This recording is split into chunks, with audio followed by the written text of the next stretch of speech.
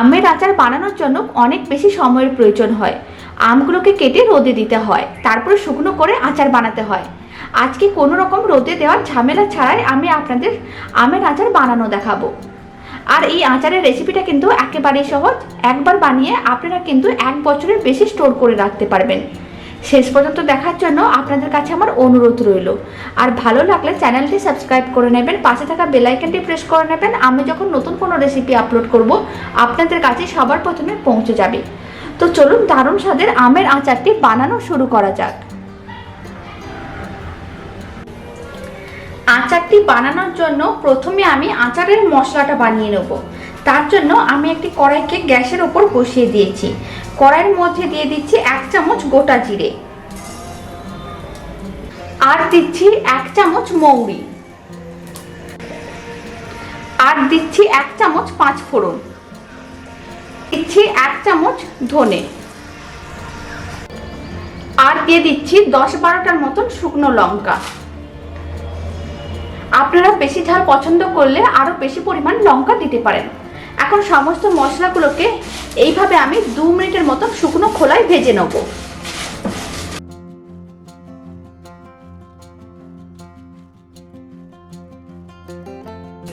গোটা মশলাগুলোকে 2 মিনিটের মতন শুকনো খোলায় ভেজে নিয়েছি। এখন এইভাবে রেখে দেবো যাতে মশলাগুলো ঠান্ডা হয়ে যায়। আচারটি বানানোর জন্য এখানে আমি 1 কিলো আম নিয়েছিলাম, আর আমগুলোকে আমি খোসাটা ছাড়িয়ে তারপরে এইভাবে ছোট ছোট টুকরো করে কেটে নিয়েছিলাম। তারপরে টুকরোগুলোকে জল দিয়ে পরিষ্কার করে ধুয়ে নেওয়ার পরে পাতলা সুতির কাপড় দিয়ে খুব ভালো করে মুছে নিয়েছি, যাতে আমের মধ্যে কোনো রকম জলজলে ভাব না থাকে। একেবারে শুকনো করে মুছে নিতে হবে, তাহলে কিন্তু আপনারা আচারটা 1 বছর ধরে স্টোর করে রাখতে পারবেন। আর এইভাবে একবার আচারটা বানিয়ে দেখতে পারেন। খুব কম সময়ের মধ্যে আপনারা যে কেউ আচারটা বানিয়ে ফেলতে পারবেন আর খুব সহজেই বানিয়ে নিতে পারবেন। এবার ভাজা মশলাগুলোকে আমি একটা প্লেটে নামিয়ে নিচ্ছি। এবার এই গোটা মশলাগুলোকে মিক্সিতে গুঁড়ো করে নিতে হবে। আর মশলাগুলোকে কিন্তু একেবারে পাউডার করা যাবে না, হালকা একটু দানা দানা থাকবে, এরকম গুঁড়ো করে নিতে হবে, তাহলে আচারটা খেতে বেশ ভালো লাগবে। এবার আচারটা বানিয়ে নেব। তার জন্য আবারও কড়াইটাকে গ্যাসের ওপর বসিয়ে দিয়েছি। কড়াইয়ের মধ্যে দিয়ে দিচ্ছি 200 ml সরষের তেল। 1 কিলো আমের জন্য আমি এখানে 200 ml সরষের তেল নিয়েছি। এখন তেলটা খুব ভালো করে গরম করে নিতে হবে। তেলটা খুব ভালো করে গরম করে নিয়েছি। এখন আমি তেলের মধ্যে দিয়ে দিচ্ছি 1 চামচ লবণ। আবারও তেলের মধ্যে আমি 1/2 চামচ লবণ দিয়ে দিচ্ছি, যেহেতু আমের মধ্যে কোনো রকম লবণ বা হলুদ মাখানো নেই। আর দিয়ে দিচ্ছি 1/2 চামচ হলুদ গুঁড়ো। তেলের সঙ্গে লবণ ও হলুদ গুঁড়োটা খুব ভালো করে মিশিয়ে নিতে হবে।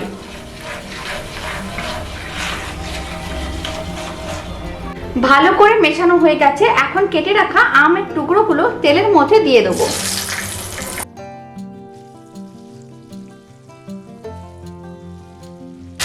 আমগুলোকে যেহেতু রোদে দেওয়া হয়নি, তাই কিন্তু আমগুলোকে তেলের মধ্যে এইভাবে 2 মিনিটের মতো নাড়াচাড়া করে একটু ভেজে নিতে হবে।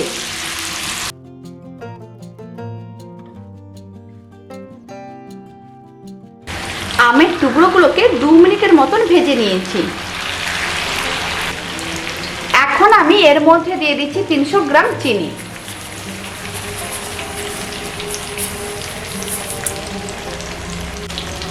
এবার চিনিটাও খুব ভালো করে একসঙ্গে মিশিয়ে নিতে হবে।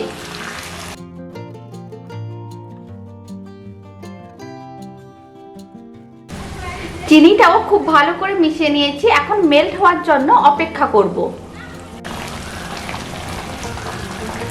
চিনিগুলো মেল্ট হয়ে গেছে। এখন মিডিয়াম ফ্লেমে এইভাবে 5 মিনিট রান্না করে নিতে হবে, যাতে আমের মধ্যে টক ভাবটা কমে যায় আর মিষ্টি মিষ্টি হয়ে যায়। 5 মিনিট পরে আমি আপনাদের দেখাচ্ছি। 5 মিনিট এইভাবে রান্না করে নিয়েছিলাম মিডিয়াম ফ্লেমে। আমগুলো কিন্তু আগের থেকে অনেকটাই নরম হয়ে গেছে। এই সময় মশলার গুঁড়োটা দিয়ে দিতে হবে। যে মশলাগুলোকে আমি শুকনো খোলায় ভেজে রেখেছিলাম সেইগুলোকে মিক্সিতে গুঁড়ো করে নিয়েছি। এখন সেই মশলার গুঁড়োটা দিয়ে দেবো। আর মশলার গুঁড়োটা কিন্তু এইভাবে দানা দানা করে গুঁড়ো করে নিতে হবে, তাহলে আচারটা খেতে কিন্তু বেশ ভালো লাগবে। আবারও খুব ভালো করে মিশিয়ে নিতে হবে।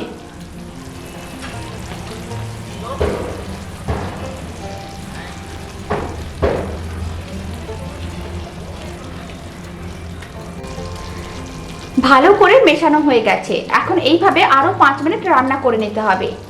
এতে মশলাগুলো ভালো করে মিশে যাবে আর খুব ভালো একটা স্বাদ হবে। আচারটাকে যত রান্না করা হবে আচারটার কালার কিন্তু ততটাই চেঞ্জ হবে। এইভাবে একবার আচারের রেসিপিটা বাড়িতে বানিয়ে দেখতে পারেন, খেতে কিন্তু খুবই ভালো হয়।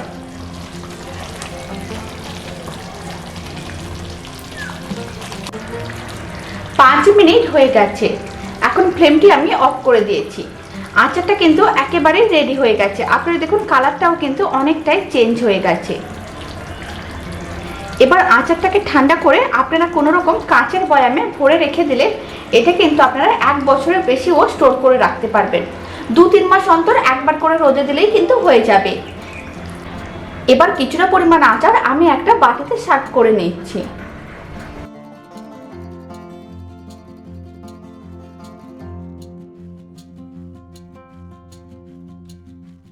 কিছুটা পরিমাণ আমের আচার আমি একটা বাটিতে সার্ভ করে নিয়েছি। আচারের রেসিপিটা শেষ পর্যন্ত দেখার জন্য আপনাদের অসংখ্য ধন্যবাদ। ভালো লাগলে চ্যানেলটি সাবস্ক্রাইব করে নেওয়ার অনুরোধ রইল। পাশে থাকা বেল আইকনটি প্রেস করে নেবেন। আমি যখন নতুন কোনো রেসিপি আপলোড করব আপনাদের কাছে সবার প্রথমে পৌঁছে যাবে। আর বাড়িতে এইভাবে আচারটা বানালে আমাকে কিন্তু কমেন্ট বক্সে জানাতে একেবারেই ভুলবেন না খেয়ে আপনাদের কেমন লাগলো। তো চলুন ভিডিওটা আমি এখানেই শেষ করছি। আপনারা সবাই ভালো থাকবেন, সুস্থ থাকবেন। আপনাদের সঙ্গে আবার আমার নতুন রেসিপি নিয়ে দেখা হচ্ছে।